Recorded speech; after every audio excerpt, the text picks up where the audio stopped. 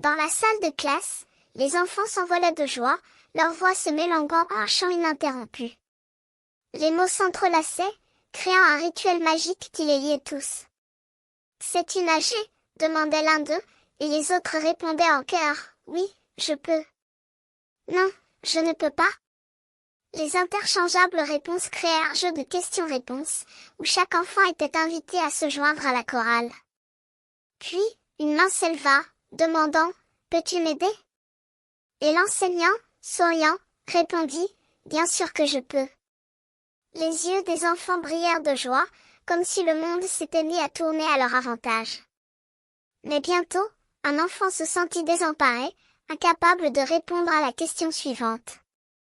L'enseignant s'approcha, compatissant, et répéta « Désolé, je ne peux pas. » Les autres enfants se tournèrent vers lui, leur visage exprimant la pitié et la compréhension.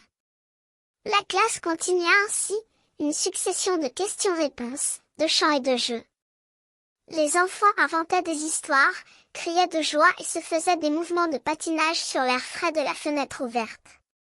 Puis, un enfant demanda « Peux-tu aller skier ?» et l'enseignant répondit « Désolé, je ne peux pas. » Mais l'enfant répéta « Pour demain, c'est bon. » La classe éclata de rire, et les enfants s'envolèrent à nouveau de joie. Après la classe, ils sortirent jouer dehors, leurs cris et leurs rires se perdant dans le froid. Ils jouèrent au foot, au baseball, et même au ski, leurs rêves et leurs désirs créant un monde de liberté et d'imaginaire.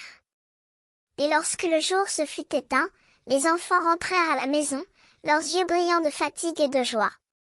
Ils se laissèrent aller sur le sol, leur corps serein et leur cœur léger.